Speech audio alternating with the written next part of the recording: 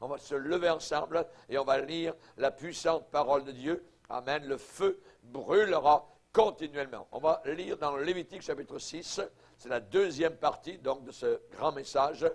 On va commencer ce matin, on va le continuer ce soir. Lévitique chapitre 6. Et là, on nous parle donc des règles sur les holocaustes dans l'Ancien Testament. Particulièrement donc, j'ai tiré le titre du message sur justement cette loi qui demande que le feu brûle continuellement sur l'Holocauste. L'Éternel parla à Moïse et dit, donne cet ordre à Aaron et à ses fils, et dit, voici la loi de l'Holocauste. L'Holocauste restera sur le foyer de l'autel toute la nuit jusqu'au matin, et le feu brûlera sur l'autel. Le sacrificateur revêtira sa tunique de lin, mettra des caleçons sur sa chair, il enlèvera la cendre faite par le feu qui aura consumé l'Holocauste sur l'autel, et il la déposera près de l'autel. Puis il quittera ses vêtements et en mettra d'autres pour porter la cendre hors du camp, dans un lieu pur. Le feu brûlera sur l'autel, et il ne s'éteindra point. Chaque matin, le sacrificateur y allumera du bois, arrangera l'Holocauste et brûlera la graisse des sacrifices d'action de grâce. Et il répète encore, le feu brûlera continuellement sur l'autel, il ne s'éteindra point. Amen. Seigneur, nous sommes devant toi et nous voulons te bénir pour la joie et le grand privilège que nous avons d'être enseignés par ta parole puissante, que le glaive de l'Esprit puisse encore, Seigneur, toucher nos cœurs, arriver jusque dans les plis et replis de notre âme, que nous puissions être attentifs à ta voix et que nos cœurs soient ouverts. Aide-nous à recevoir cette parole, Seigneur, non pas comme étant parole d'homme, mais comme étant ce qu'elle est, véritablement la parole du Dieu vivant. Et c'est tel que cela que nous voulons la recevoir. Au nom de Jésus, amen. Et tout le peuple dit, amen, amen. Gloire à Dieu. On peut s'asseoir, frères et sœurs, chers amis. Alléluia. Que Dieu soit béni. Ce matin, nous avons vu donc différentes parties de cet holocauste, puisque nous avons besoin d'être enflammés pour le Seigneur. Et nous avons vu, premièrement, que le feu, représente la présence puissante de Dieu. Le feu brûlera, mais il devra brûler continuellement sur l'autel. Et nous allons particulièrement donc voir ce que veut dire maintenant l'autel. L'autel. Le feu brûlera continuellement sur l'autel. Et je dirais, pourquoi dans l'Église de Dieu, il y a tant de problèmes, de difficultés, pourquoi les gens, les chrétiens sont dans la condition où ils sont, très souvent, c'est parce que le feu n'est plus là. Le feu est parti, et lorsque le feu n'est plus là, l'Église existe encore. Les Bibles sont là, les prédicateurs sont là, mais il y a quelque chose qui manque, c'est le feu du Saint-Esprit. Et lorsque le feu de l'Esprit n'est plus à l'intérieur de l'Église, alors, évidemment, les gens qui nous regardent disent, votre Dieu, il est mort. Votre Dieu ne fait plus rien. Je n'ai qu'à regarder ta propre vie. Et on a besoin, évidemment, nous, personnellement, d'être enflammés. Parce que la loi de l'Ancien Testament, qui est pour nous une ombre des choses à venir dans le Nouveau Testament, c'est que le feu doit brûler continuellement sur l'autel de nos âmes. Le feu de Dieu, le feu de l'Esprit, la joie de Dieu, le zèle de la maison de Dieu doit continuellement nous dévorer. Jésus a dit, le zèle de ta maison me dévore. Jésus était tellement enflammé, il était une flamme littéralement de Dieu, et tellement enflammé qu'il a pris un jour un fouet et il a chassé évidemment donc les voleurs de la caverne qui était devenu le temple à Jérusalem. Nous chantons, mets en nous ta flamme, oh baptise-nous de feu, baptise-nous, plonge-nous dans le feu du Saint-Esprit. Donc, Ma prière, c'est que le feu revienne dans l'Église du Dieu vivant. Dieu a dit un jour au prophète Ézéchiel quelque chose de merveilleux. Il lui a dit, « Ainsi parle le Seigneur l'Éternel, je vais allumer un feu au-dedans de toi, et ce feu dévorera tout arbre vert et tout arbre sec. La flamme ardente ne s'éteindra point, et tout visage en sera brûlé du midi au septentrion, et toute chair verra que moi, l'Éternel, je l'ai allumé, et il ne s'éteindra point. » Le feu qui brûlait maintenant dans Ézéchiel n'avait pas été allumé par Ézéchiel, ne venait pas d'en bas, mais c'était un feu qui avait été allumé depuis le ciel. Exactement comme le feu est tombé sur le sacrifice de Élie, sur la montagne du Carmel. Ce feu n'avait pas été allumé par Élie d'une manière, par un trucage. Non, ce feu descendait d'en haut. Le jour de la Pentecôte, le feu est tombé sur 120 personnes, et ce n'était pas un feu terrestre, c'était un feu dont l'origine était le ciel. Il vint du ciel un bruit comme celui d'un vent impétueux qui remplit toute la maison où vous étiez assemblés. Et des flammes vinrent se poser sur chacun d'entre eux. Alléluia! Que Dieu soit béni. On a besoin de ce feu-là. Pourquoi? C'est parce qu'aujourd'hui, dans l'Église de Dieu, il y a beaucoup de gens qui ne font qu'une seule chose, c'est simplement de se servir du nom de Jésus-Christ. Ils ne servent pas Jésus, mais ils se servent eux-mêmes du nom du Seigneur Jésus-Christ. Dans Ésaïe chapitre 4, il y a là une prophétie, et j'aimerais seulement la lire. Il est dit, 7 femmes saisiront en ce jour un seul homme et diront, nous mangerons notre pain et nous nous vêtirons de nos habits. Fais-nous seulement porter ton nom. Nous avons là une prophétie de gens qui se servent uniquement du nom de chrétiens, mais qui ne le sont pas intérieurement dans leur cœur. 7 femmes saisiront ce jour un seul homme. Et vous savez que Jésus, évidemment, a marché au milieu des 7 chandeliers d'or. Et on sait aussi que l'Église est représentée par une future épouse qui, maintenant sur la terre, est fiancée à un seul époux. Et quand on parle ici, 7 femmes saisiront en ce jour un seul homme, un seul. Qui est cet homme? Pilate a dit, voici l'homme. Voici l'homme, Jésus. Les gens veulent se saisir de Jésus, mais dans leur cœur, ils disent, nous mangerons notre pain. Pas ton pain, pas ta parole, parce que ta parole demande notre pain à nous. Notre pain qui est devenu un pain culturel, notre pain qui est devenu un pain moderne, notre manière d'agir maintenant à l'intérieur de l'Église. Nous mangerons notre pain à nous et nous nous vêtirons, nous nous revêtirons de nos habits, pas tes habits, pas de la justice de Christ, mais de nos habits à nous, de nos feuilles de figuier. On revient au jardin d'Éden après la chute, voyez. Et ainsi, ils disent au Seigneur, fais-nous seulement porter ton nom. On veut juste avoir ton nom. On veut porter le nom de chrétien, l'étiquette de chrétien. Mais le Seigneur sait ce qui se cache derrière, évidemment, l'apparence. Dieu ne regarde pas à l'apparence, il regarde au cœur.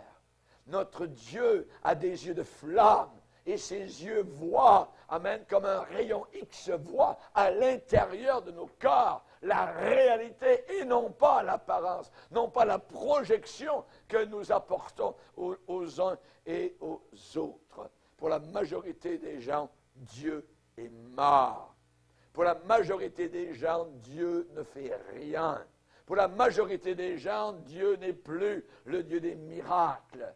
simplement une religion, simplement un petit quelque chose qui apaise. Et ma prière personnellement, c'est que le feu de Dieu revienne à l'intérieur de l'Église du Seigneur Jésus-Christ.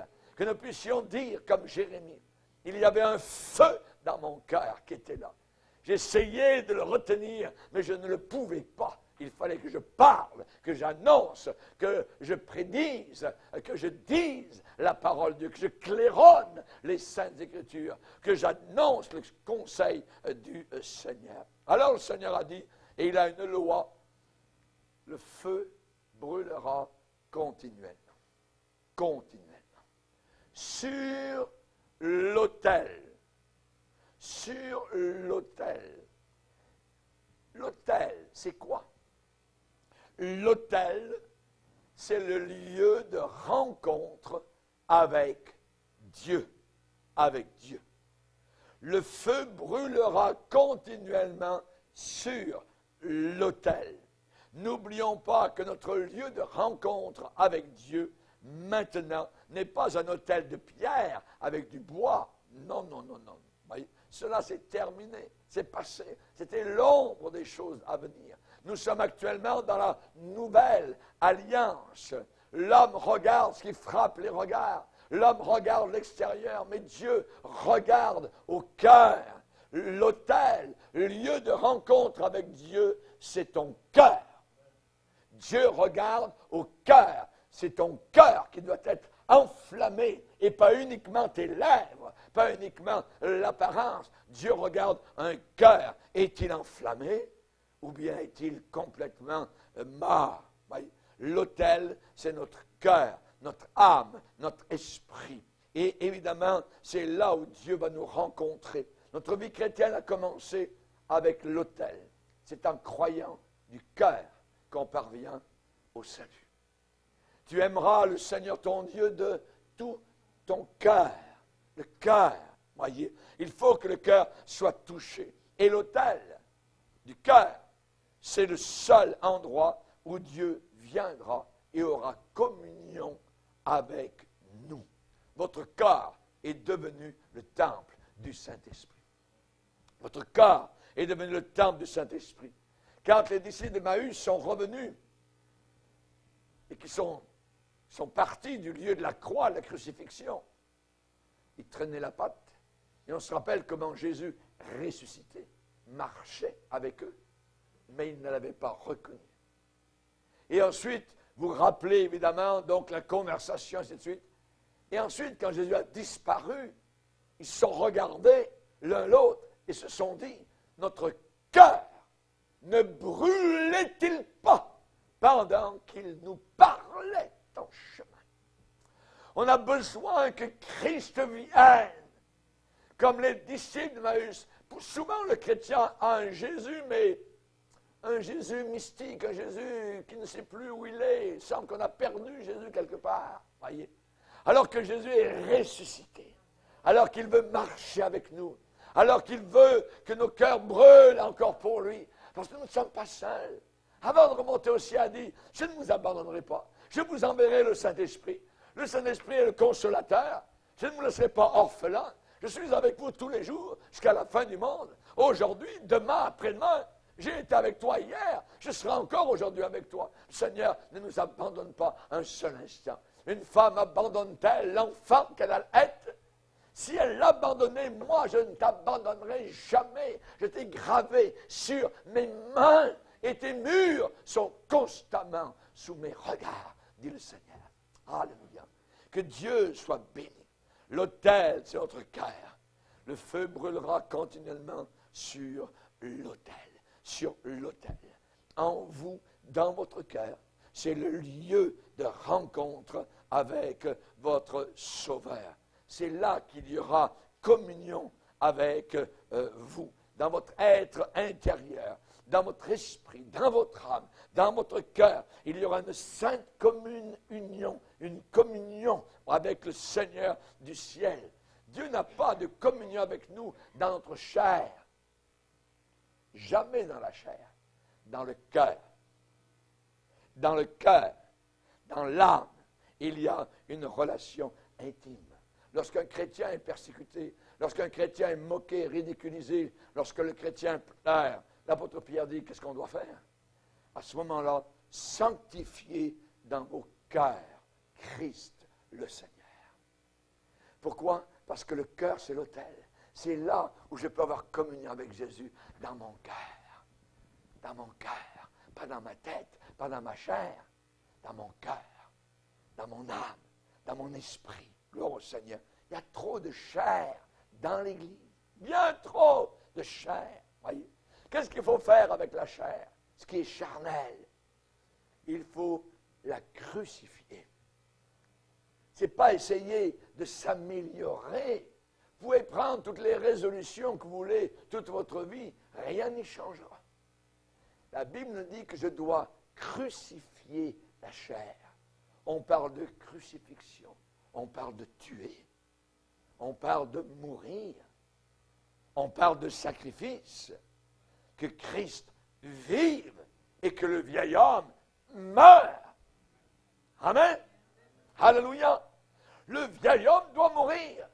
Est-ce qu'on est prêt à le faire mourir? Amen. On parle de haine. Haïssez le mal, haïssez la chair, tuez la chair. Tordez-lui le cou. Amen. Qu'elle meure. Que Christ sorte, que Christ s'élève. Quand j'aurai été élevé de la terre, j'attirerai les hommes à moi. Élevons Christ dans notre cœur, à l'autel, à l'autel. Le vieil homme doit mourir. Il doit mourir. On a besoin de le tuer. Amen. Alléluia. Il faut tuer le vieil homme. Ce n'est pas Adam qui est le chef de l'Église. Ce n'est pas Adam, c'est Christ, me semble-t-il. Amen. Vous êtes d'accord avec moi? Amen. Alléluia. Gloire au Seigneur. Qu'est-ce qu'il faut faire avec le vieil homme? Il faut le placer dans le cercueil. Il faut le placer dans le cercueil. Il faut le clouer dans la boîte funéraire. Alléluia. Oh, prends mon âme et que ta flamme descende sur mon cœur. Brûle en mon cœur. C'est dans le cœur, c'est dans l'esprit de l'âme. Nous avons communion avec le Seigneur du ciel. Y a-t-il une guerre continuelle en vous? Y a-t-il une guerre continuelle en vous? La chair qui se bat contre l'esprit et l'esprit qui se bat contre la chair. Lisez ça avec moi dans Galates 5. Galates chapitre 5. Je dis donc marchez selon l'esprit. Verset 16. Galates 5, 16. Je dis donc marchez selon l'esprit et vous n'accomplirez pas les désirs de la chair. Car la chair a des désirs. Elle a des souhaits, la chair. La chair a des désirs contraires, opposés aux antipodes de ceux de l'esprit. Et l'esprit en a de contraires à ceux de la chair. Ils sont opposés entre eux, afin que vous ne fassiez point ce que vous voudriez. Si vous êtes conduit par l'esprit, vous n'êtes point sous la loi. Et là, il parle des œuvres de la chair. Et on les retrouve à l'intérieur de l'Église. C'est terrible, voyez. Parce que Adam n'a pas été tué, crucifié, enterré. Les œuvres de la chair sont manifestes, c'est clair. C'est une manifestation de chair, souvent. L'impudicité sexuelle, l'impureté, la saleté, la dissolution, l'idolâtrie, tout ce qui passe avant Jésus, la magie, les inimitiés, les querelles, les jalousies, les animosités, les disputes, les divisions, les sectes, les hérésies, l'envie, l'ivrognerie, les excès de table et les choses semblables. Je vous dis d'avance, comme je l'ai déjà dit, que ceux et celles qui commettent de telles choses n'hériteront pas le royaume de Dieu. Ce n'est pas une petite affaire. Ce n'est pas une mince affaire. Pourquoi? Parce que certains peuvent passer à côté du royaume de Dieu. Ensuite, il va dire le fruit de l'esprit, c'est l'amour, la joie, la paix, la patience, la bonté, la bénignité, la fidélité, la douceur, la tempérance, contrôle de soi-même. La loi n'est pas contre ces choses. Ceux qui sont à Jésus-Christ ont notez le verbe, crucifier la chair avec ses passions et ses désirs. Si nous vivons par l'Esprit, marchons aussi selon l'Esprit. Amen. Gloire au Seigneur. Que Dieu soit béni. Y a-t-il une guerre continuelle en vous? La chair, qu'est-ce qu'elle veut, la chair? Ça dit la chair a des désirs contraires à ceux de l'Esprit. La chair, elle veut que le feu de la présence de Dieu s'en aille, disparaisse. La chair veut que le feu de la présence de Dieu, qui va dévoiler la chair, que ce feu s'éteigne. Voilà les désirs de la chair.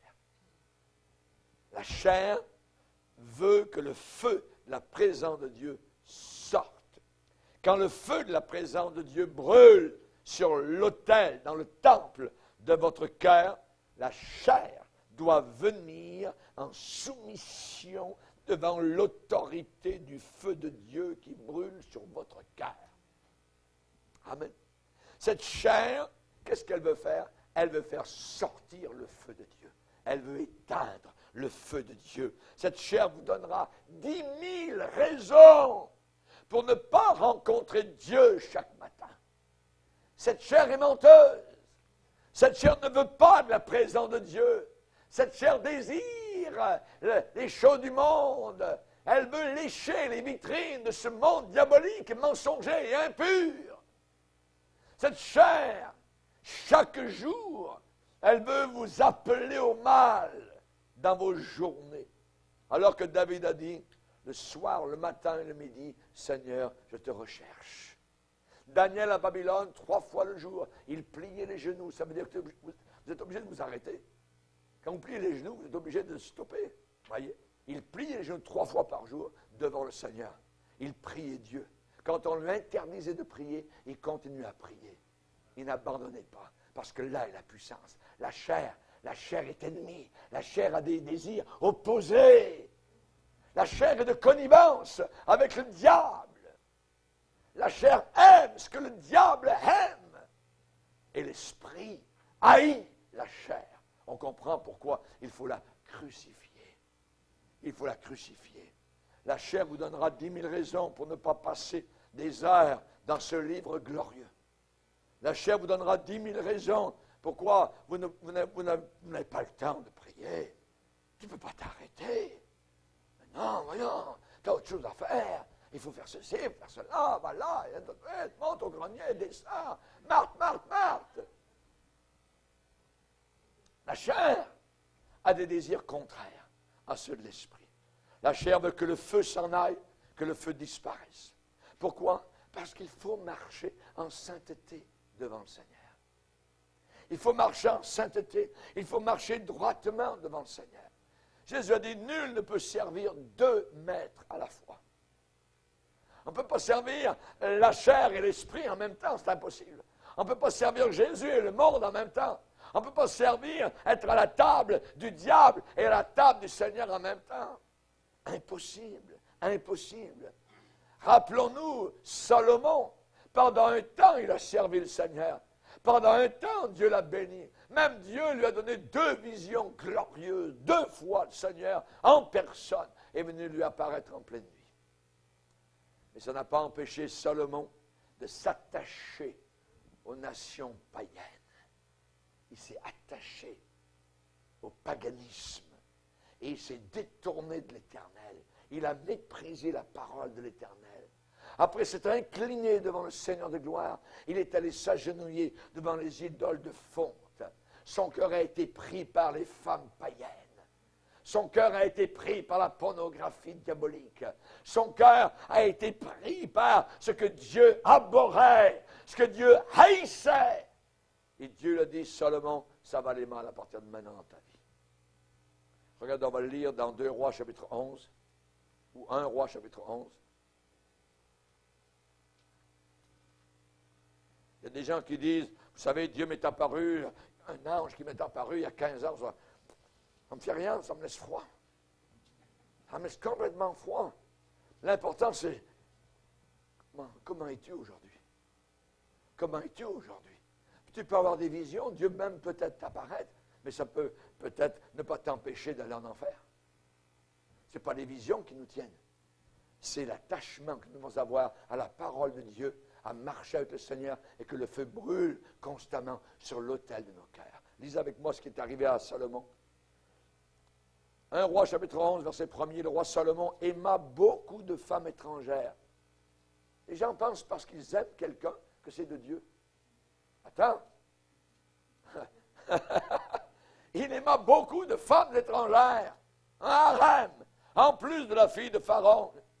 Il aima des Moabites, des Ammonites, il aima les blondinettes, il aima les brunettes, les Sidoniennes, les Hissiennes, appartenant aux nations dont l'Éternel avait dit aux enfants d'Israël, vous n'irez point chez elles ne viendront point chez vous. Pourquoi? Parce qu'elles tourneraient certainement vos cœurs du côté de leur Dieu. Et ce fut à ces nations, à ces nations païennes, que s'attacha Salomon, entraîné par l'amour.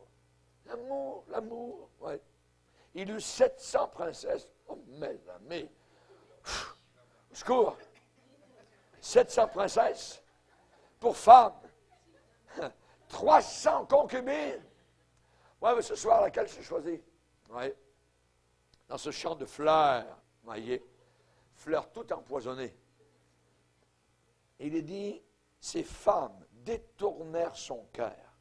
À l'époque de la vieillesse de Salomon, ce n'est pas un jeune homme, là. C'est un vieux. Imaginez. À l'époque de la vieillesse de Salomon, ces femmes inclinèrent son cœur vers d'autres dieux. Et son cœur ne fut point tout entier à l'Éternel, son Dieu, comme l'avait été le cœur de David, son père. Salomon alla après Astarté. Hein? Est-ce que j'ai bien lu? Astarté. Salomon, s'agenouillant devant des statues d'Astarté, divinité des Sidoniens. Et il alla après Milcom, l'abomination des Ammonites. Et Salomon fit ce qui est mal aux yeux de l'Éternel. Il ne suivit point pleinement l'Éternel comme David, son père. Vous voulez continuer? Verset 7. Salomon bâtit sur la montagne qui est en face de Jérusalem un haut lieu pour Kémosh. Le croiriez-vous? Un temple païen en face du temple de Dieu à Jérusalem. Kémosh, l'abomination de Moab. Et pour Moloch, l'abomination des fils d'Ammon. Il fit ainsi pour toutes ces femmes étrangères. Ah oui, elles aiment ça, elles aiment aller danser, elles aiment les bars. Bon, un petit peu, je suis chrétien, mais on va swinguer la bottine ensemble. Ah ouais, Dieu regarde ça, là. Attends, voyez, il fit ainsi pour toutes ces femmes étrangères qui offraient des parfums et des sacrifices à leur Dieu. L'Éternel fut en colère contre Salomon, parce qu'il avait détourné son cœur de l'Éternel, le Dieu d'Israël, qui lui était apparu 2 fois. Si vous avez eu des apparitions de Dieu, ou d'anges, ou de Gabriel, ou de Michael, si vous attachez à ça, vous êtes foutus. Vous êtes finis. Il y a des gens qui s'attachent à leur vision, ils se détachent de Christ. Il faut rester attaché à Jésus-Christ. Rester attaché au Seigneur. C'est ça qui est le plus important. Le plus important de rester attaché au Seigneur. Si le feu n'est plus là, si le feu n'est plus là, je peux vivre comme je veux. Il suffit d'employer un langage chrétien. Il suffit de faire ce que je veux, comme je veux. Dieu est toujours avec moi. La grâce va surabonder. Même si je pêche un peu, c'est pas grave. Ça, c'est dangereux. Ça, c'est une séduction de serpent. Tu peux pécher un peu, il n'y a pas de problème. Hey. Il faut absolument que le feu de Dieu Tout-Puissant, brûle sur l'autel de notre cœur. C'est pourquoi nous avons tant de difficultés à prier parfois. C'est la raison pour laquelle nous avons tant de difficultés à chercher la face de Dieu. Parce qu'il y a une guerre à l'intérieur. Cette chair veut continuellement vivre. Elle ne veut pas mourir. Elle veut vivre. Elle veut faire ce qu'elle désire. La seule façon que cette chair soit obéissante à la sainteté de Dieu, il faut qu'elle entende « Ainsi dit l'Éternel ». Dieu dit comme ça. Le feu brûlera continuellement sur l'autel de ton cœur. Obéir à la parole de Dieu. amener nos pensées captives à l'obéissance de Jésus-Christ. Les amener comme des prisonnières. On a des pensées de toutes sortes, ça se balade, ça va, ça vient, pensées impures, pensées sales, pensées de mensonges, pensées d'hypocrisie. Il faut amener tout cela comme des captives à l'obéissance de Christ au pied de la croix. L'amener en soumission à la parole de Dieu. Gardez le feu continuellement brûlant sur l'autel de votre cœur et la chair restera conquise. Si vous avez des problèmes avec ce monde qui est autour de vous, si vous essayez d'y arriver juste par la peau des dents, un jour après un autre, tout juste, voyez, si vous tenez uniquement par la peau des dents, comme on le dit, si ce monde a une plus grande attraction pour vous que l'Église de Dieu, revenez à l'autel. Revenez à l'autel, absolument.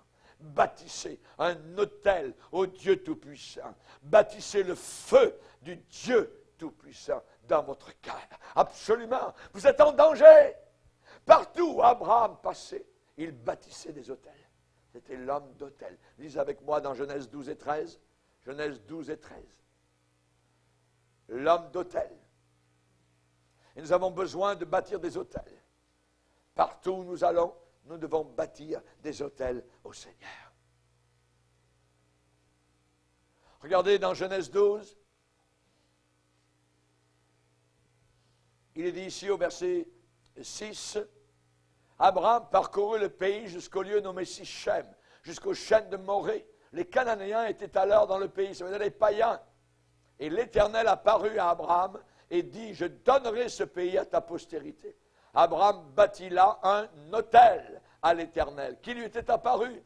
Un peu plus loin, au verset 8, il bâtit encore là un autel à l'Éternel, et il invoqua le nom de l'Éternel. Abraham continua ses marches en s'avançant vers le sud.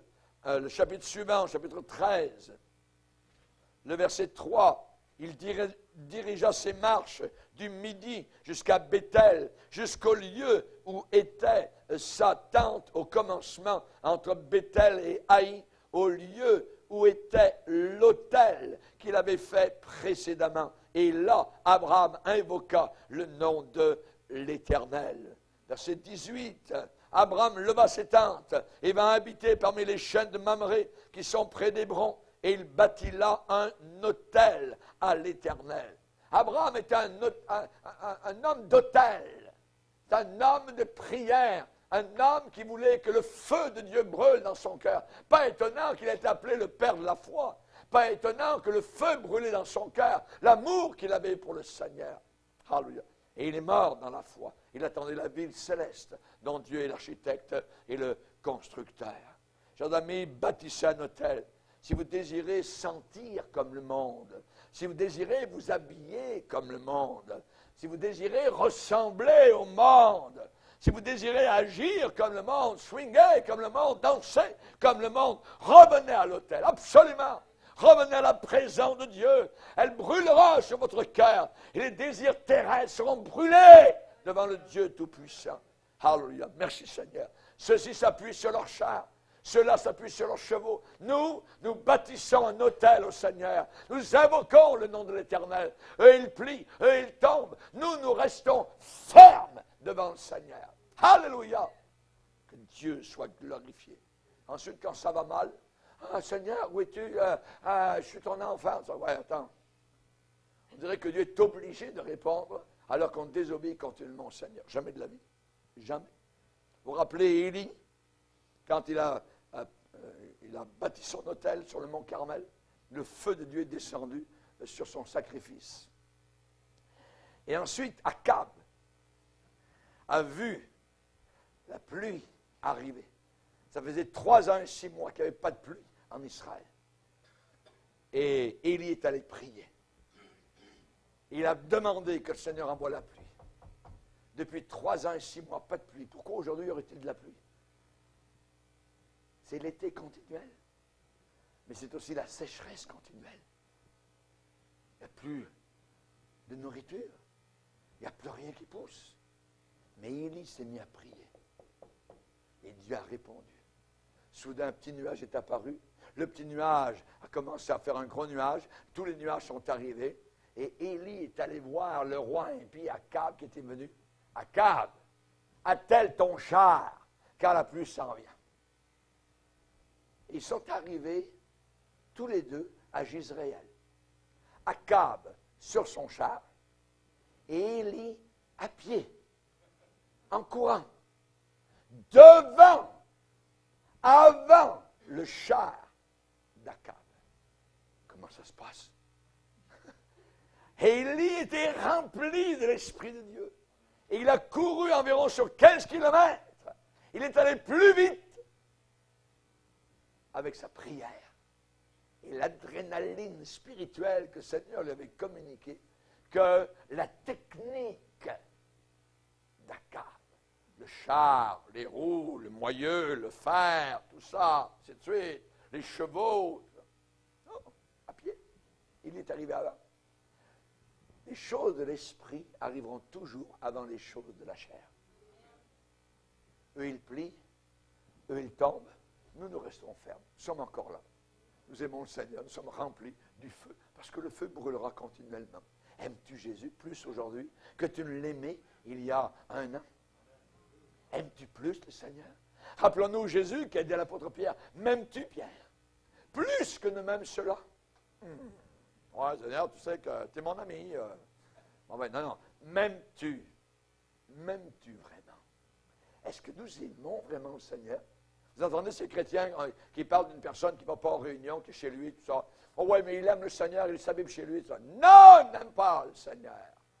Non! Qui est son pasteur? A-t-il une vie de sainteté? Quelqu'un qui aime le Seigneur est soumis au Seigneur. Jésus a dit, si vous m'aimez, gardez mes commandements. Obéissez à mes commandements. Oh, que notre obéissance est souvent une désobéissance. Est-ce que le feu brûle sur l'autel de nos cœurs?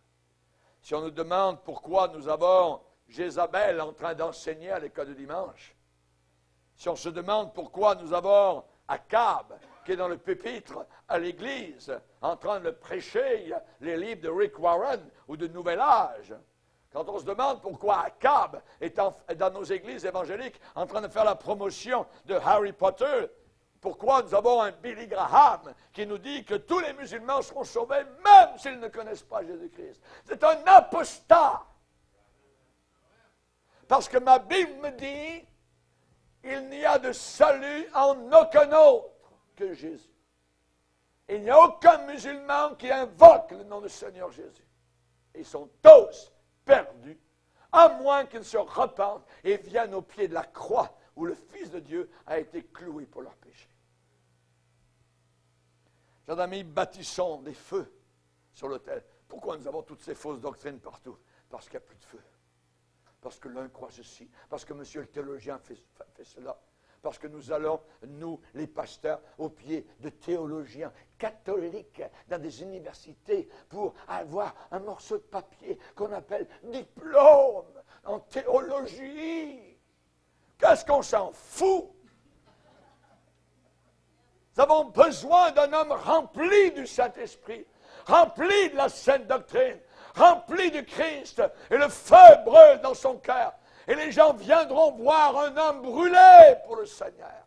Comme Moïse s'est détourné pour voir le buisson brûlé dans le désert. Bâtissons les feux sur nos autels. Sur nos autels. Satan est totalement impotent devant une assemblée qui est en feu pour Dieu. Il ne peut rien faire. Il rôde autour. Mais dans certaines églises, il ne rôde plus autour. Il est assis à l'intérieur. Et il discute. Et il vous montre, même, il va vous ouvrir la Bible pour vous montrer des versets où il va vous expliquer que ce n'est pas bon ce que le prédicateur dit en avant. Le diable connaît la Bible par cœur. Il l'a cité à Jésus. Il va vous la citer aussi, à tort et à travers.